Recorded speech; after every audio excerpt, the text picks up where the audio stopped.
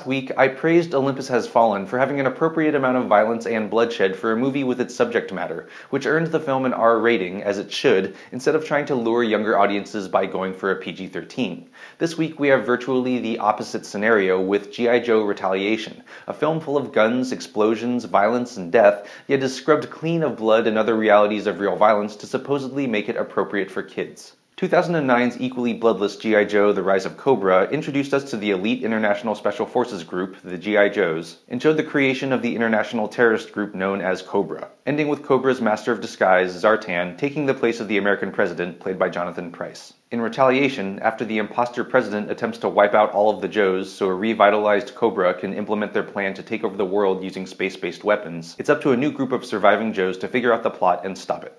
Now here's a spoiler alert, or really more of a warning. When I say a new group of Joes, I mean it, because Retaliation seems to be the sequel that no one wanted to come back for. Channing Tatum, who's clearly moved on to better things, returns as Duke just long enough so using him in the film's advertising isn't a complete lie. Marlon Wayans as Ripcord, Sienna Miller as the Baroness, Dennis Quaid as General Hawk, Joseph Gordon-Levitt as Cobra Commander, Rachel Nichols as Scarlet, Christopher Eccleston as Destro, Adwal Akinoi Agbaje as Heavy Duty, I think, Saeed Tagmui as Breaker, all gone. So if you're a fan of these actors or their characters, you're in for disappointment if you see Retaliation. However, the film's two most interesting characters, the feuding ninjas Snake Eyes and Storm Shadow, played by Ray Park and Korean hunk Lee-Byung, are back being badasses and filling out their mythologies. The surviving Joes are Roadblock, played by Dwayne "The Rock" Johnson, Lady J, played by Adrienne Palicki, Lady Ninja in Training Jinx, played by Elodie Young, and Flint, played by DJ Catrona, who spends most of the movie seeming befuddled that he's in a movie. Bruce Willis also joins the team as General Joe Colton, confirming that Willis will be in just about anything if it's not too much work and you pay him enough.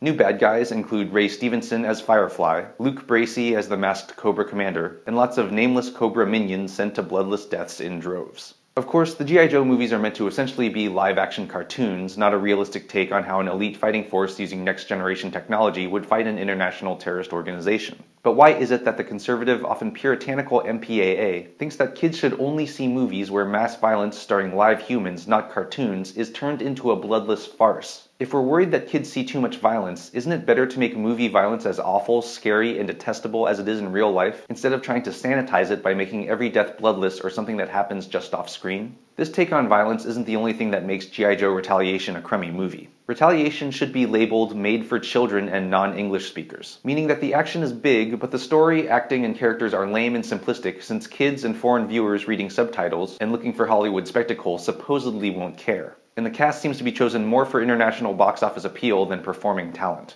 But I still hold to the idea that big action movies don't have to be dumb, and they certainly don't have to display their mercenary goals on their sleeves. Some of the action in Retaliation is decent, but the lack of blood and pain also means a lack of stakes, consequences, and tension. If you like dumb, mindless action, G.I. Joe Retaliation might satisfy you, but when there are so many great and compelling action movies out there, all of us should be expecting a lot more. I'm Jonathan Kim, and this is a ReThink Review.